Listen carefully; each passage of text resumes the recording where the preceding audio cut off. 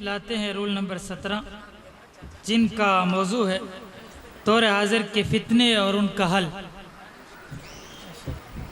الحمد لأهله والصلاة لأهلها أما بعد فأعوذ بالله من الشيطان الرجيم بسم الله الرحمن الرحيم ظهر الفساد في البر والبحر بما كسبت أيدي الناس قال النبي صلى الله عليه وسلم خير الناس قرني ثم الذين يلونهم ثم الذين يلونهم صدق الله وصدق رسوله النبي الكريم۔ جس نے سورج کی شعاعوں کو گرفتار کیا، جس نے سورج کی شعاعوں کو گرفتار کیا، زندگی کی شب تاریک سحر کر نہ سکا، ڈھونڈنے والا ستاروں کی گزرگاہوں کا اپنے افکار کی دنیا میں سفر کر نہ سکا، اپنی حکمت کے خم و پیچ میں الجھا ایسا کہ آج تک فیصلہ نفع و ضرر کر نہ سکا۔ صدر ذی وقار معزز سامعین اور میرے دائیں بائیں بیٹھے حضرات منصفین کرام، میں آج کی اس محفل کے اندر جس عنوان پر روشنی ڈالنا چاہتا ہوں وہ ہے دور حاضر کے فتنے اور ان کا حل۔ سامعین ذی وقار، دور حاضر کے فتنوں کی فہرست تو شیطان کی آنکھ کی طرح بہت لمبی ہے، لیکن میں وقت کی نزاکت کے پیش نظر اپنی معروضات کو مذہبی، معاشرتی، معاشی اور سائنس و ٹیکنالوجی کے فتنوں تک محدود رکھوں گا۔ ارباب علم و دانش، جب ہم مذہبی تناظر میں جھانکتے ہیں تو شرک و بدعات، قبر پرستی، فقہی اور فلسفیانہ موش گافیوں کو سلفی منہج پر فوقیت دی جا رہی ہے۔ عوام الناس کو مذہب کے روپ میں اللہ وحدہ لا شریک کے مقابلہ میں مخلوق کو حاجت روا اور مشکل کشا ماننے کی سر عام تبلیغ کی جا رہی ہے۔ بستی بستی، نگر نگر، خانقاہوں کی لوٹ سیل کے ذریعے اللہ اور اس کے رسول سے دور کیا جا رہا ہے۔ کلیسا کی طرح لوگوں سے چڑھاوے اور منتیں منگوا کر نجات کے ٹوکن بانٹے جا رہے ہیں۔ نام نہاد ملاؤں نے میڈیا پر فساد فی سبیل اللہ کی ایسی دھوم مچائی ہے کہ عام آدمی بھی مسجد کے قریب آنے پر اپنے کانوں کو ہاتھ لگاتا ہے۔ مذہبی فتنوں کا دوسرا رخ ملاحظہ فرمائیں۔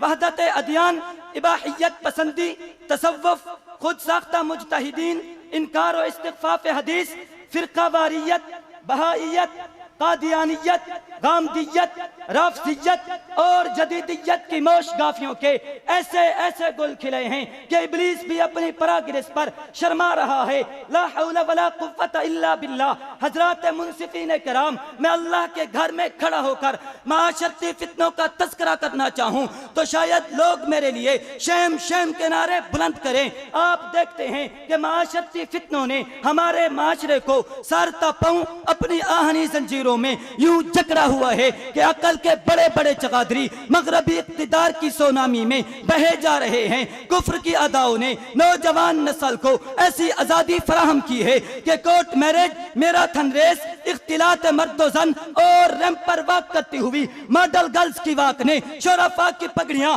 اچھال کر رکھ دی ہیں۔ یوٹیوب، فیس بک اور گوگل کے ذریعے حوا کی بیٹی کی عصمتیں تار تار کی جا رہی ہیں۔ لوگ شرم و حیا میں اپنی موت آپ مر رہے ہیں۔ ارباب علم و دانش، جب لوگ معاشی فتنوں کی بابت سوال کرتے ہیں تو ذہن فوراً IMF کی عکاس بیل، ریشہ دوانیوں، پھر سوشلزم، کمیونزم، کیپٹلزم، لکی کمیٹی اور انشورنس جیسی چکنی چپڑی خود ساختہ اصطلاحات کی طرف جا نکلتا ہے۔ ایسے ادارے مقہور اور مجبور انسانوں کا خون چوس چوس کر اپنا پیٹ بڑا کرتے رہتے ہیں۔ ان معاشی بینکوں کو اسلام کا نظام صدقات و زکوٰۃ ایک آنکھ بھی نہیں بھاتا۔ عالمی بینک سود در سود کی ایسی لعنت میں گرفتار کرتا ہے کہ بڑے بڑے ملکوں کو چند دنوں میں ہی دن میں تارے نظر آنے لگتے ہیں۔ چہار سو پھیلے ہوئے عصر حاضر کے فتنوں میں سائنس و ٹیکنالوجی کے نام پر مسلمانوں کو بے روی کا شکار اور مغرب کی تہذیب سے روشناس کروایا جا رہا ہے۔ عالمی بینک اور IMF جیسے بین الاقوامی ڈکیٹ اپنی ملک و ملت کے لیے اب مسلمانوں کو منمانی شرائط پر قرضہ دیتے ہیں۔ جب غریب ملک ان کے پنجہ استبداد میں پھنس جاتے ہیں تو پھر ان سے آنکھیں پھیر کر ہمیشہ کے لیے اپنا غلام بنا لیتے ہیں۔ چہار سو پھیلے ہوئے عصر حاضر کے فتنوں میں سائنس اور ٹیکنالوجی نے جزوی طور پر انسانی زندگی کے لیے مختلف آسائشوں کا بندوبست کر دیا، لیکن اس سے روحانی ترقی اور ذہنی سکون چھین لیا۔ سائنس اور ٹیکنالوجی نے انسانی زندگی کے لیے مختلف آسائشوں کا بندوبست کر دیا، لیکن بنی نوع انسان سے امن و سکون اور خیر خواہی کا رشتہ چھین لیا۔ میں انسان مادی ریس میں صرف پیٹ کا ایندھن بھرنے کی فکر میں مستغرق نظر آتا ہے۔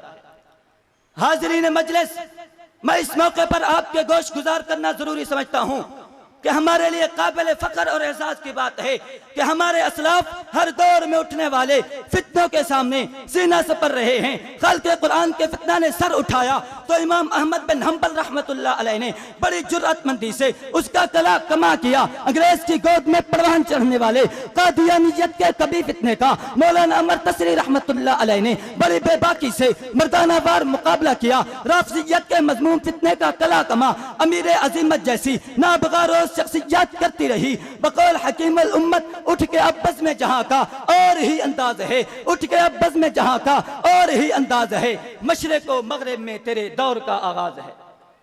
ملت اسلامیہ کے درخشندہ ستاروں، مشرق سے لے کر مغرب تک، شمال سے لے کر جنوب تک، وَاعْتَصِمُوا بِحَبْلِ اللَّهِ جَمِيعًا کی عملی تصویر لے کر قرآن و سنت کا علم بلند کرتے ہوئے، صحابہ کی جرأت اور بہادری کا جھنڈا لہراتے ہوئے، سلفی منہج کی روشنی میں شرک کے مقابلہ میں توحید، بدعات کے مقابلہ میں سنت، بے راہ روی کے مقابلہ میں تزکیۃ النفس اور تقوی کو پروان چڑھا کر سودی نظام کے مقابلہ میں مزاربت اور شراکت کے نظام کو اپنا کر ہر فتنے کا سدباب کیا جا سکتا ہے۔ زمانہ بڑے شوق سے سن رہا تھا، زمانہ بڑے شوق سے سن رہا تھا، ہم ہی سو گئے داستاں کہتے کہتے۔